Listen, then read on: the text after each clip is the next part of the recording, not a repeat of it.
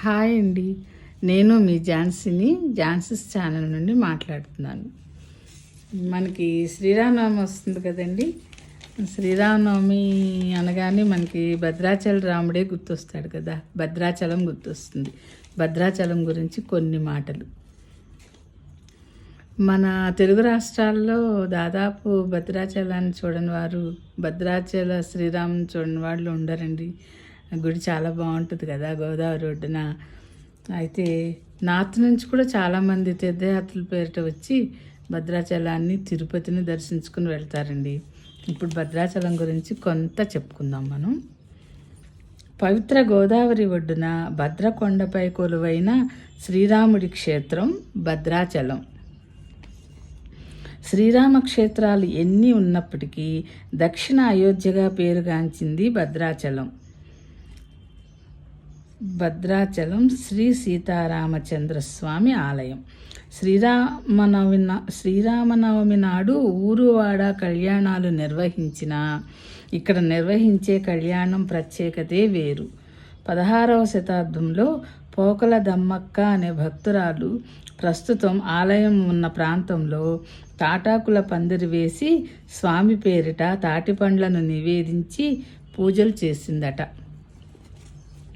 భక్త రామదాసుగా ప్రసిద్ధుడైన కంచర్ల గోపన్న 1674లో ఇక్కడే ఆలయాన్ని నిర్మించారు.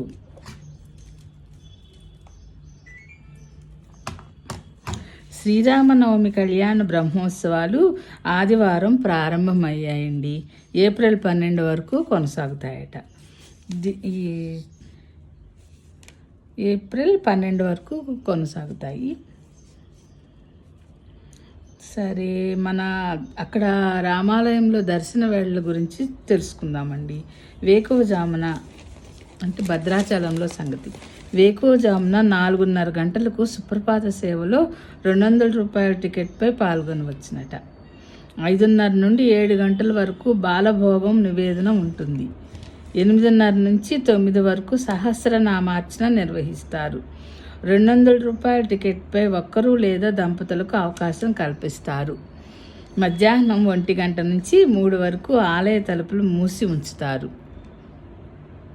మధ్యాహ్నం 3 నుంచి రాత్రి 9:30 గంటల వరకు దర్శనాలు కల్పిస్తారు. రాత్రి 7 గంటలకు దర్బారు సేవను వీక్షించవచ్చు. 100 రూపాయల రుసుంపై ప్రత్యేక దర్శనం చేసుకోవచ్చును. టికెట్లేవీ లేకుండా పడమర మెట్ల వైపు నుంచి రాజగోపురం గుండా మూల విరాట్ను దర్శించుకోవచ్చు. స్థానికులు మంగళ, బుధ, గురు వారాల్లో సాయంత్రం 4 నుంచి 5 గంటల వరకు తమ గుర్తింపు కార్డుతో 100 రూపాయల టికెట్ మార్గంలో ఉచిత దర్శనం చేసుకోవచ్చునంటండి.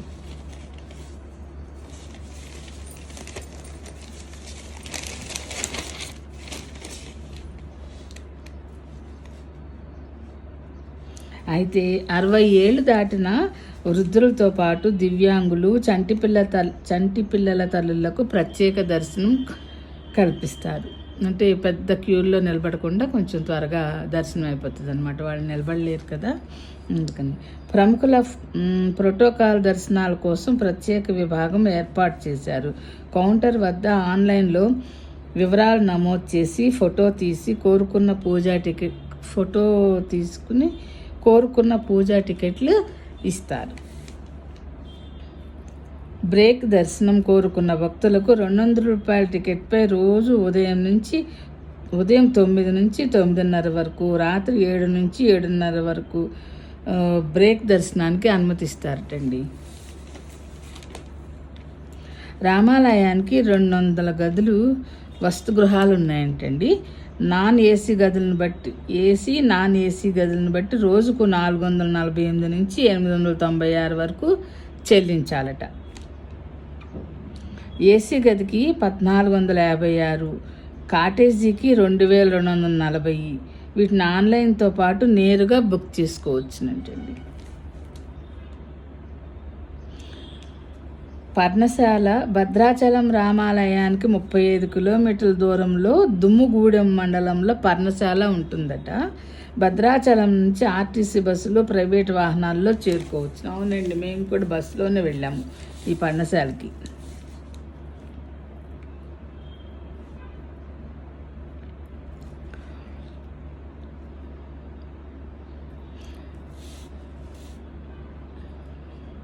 ఇంకా అభిషేకాల విషయానికి వస్తే 100 రూపాయల టికెట్పై రోజు ఉదయం 7 గంటలకు భద్రుడి మండపంలో స్వామివారి పాదాలకు నిర్వహించే అభిషేకంలో ఒక్కరు లేదా దంపతులు పాల్గొనవచ్చును. ప్రతి ఆదివారం ఉదయం 7 నుంచి 8 గంటల వరకు నిర్వహించే మూలవరుల అభిషేకంతో 1500 రూపాయల టికెట్పై పాల్గొనవచ్చును. ప్రతి శుక్రవారం ఉదయం 8:30కి లక్ష్మీ తాయారు అమ్మవారికి నిర్వహించే అభిషేకంలో, ప్రతి మంగళవారం ఉదయం 8:30కి ఆంజనేయ స్వామి అభిషేకంలో, శనివారం శ్రీ యోగానంద లక్ష్మీ నరసింహస్వామి అభిషేకంలో ఒక్కో దానికి 100 రూపాయల టికెట్పై పాల్గొనవచ్చును. శాశ్వత సేవలు కట్టే వాళ్ళ రుసుము సంగతి చూద్దామండి. 15,000 రుసుము చెల్లించి శ్రీరామనవమి మినహా సంవత్సరంలో ఒకరోజు సీతారాములకు అర్చకుల ద్వారా కళ్యాణం జరిపించవచ్చును. అందులో దంపతులు పాల్గొనవచ్చును. ఇలా 10 ఏళ్ల పాటు నిర్వహిస్తారు. 3 లక్షల రూపాయలు చెల్లిస్తే వస్త్రాల అలంకరణ సేవలో పాల్గొనవచ్చునటండి. దాతలు 15,000 చెల్లించి ఏడాదిలో ఒకసారి పుష్యమి నక్షత్రం రోజున పట్టాభిషేకం చేయించుకోవచ్చునట. 1,116 చెల్లించినట్లయితే అన్నదానం, 5,116 చెల్లించినట్లయితే భక్తులకు ప్రసాద వితరణ చేయవచ్చునటండి. ఇది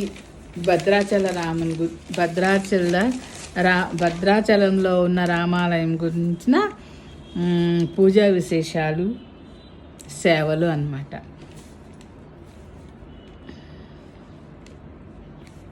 మేము కూడా భద్రాచలం 2 సార్లు వెళ్ళామండి.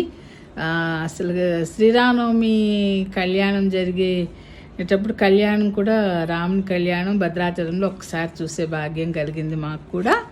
ఒకసారేమో మామూలుగా దర్శనానికి వెళ్ళామన్నమాట. మా ఆడబడుచు వాళ్ళు వెళ్తుంటే శ్రీరామనవమికి అక్కడ మాకు కూడా టికెట్లు అవి తీసుకుని ఏర్పాటు చేశారు. అందరం కలిసి వెళ్ళి అక్కడ కళ్యాణం చూసామన్నమాట. తర్వాత పిల్లల్ని తీసుకుని మళ్ళీ వెళ్ళామండి. ఇది అండి రాముని సంగతులు, భద్రాచలం సంగతులు.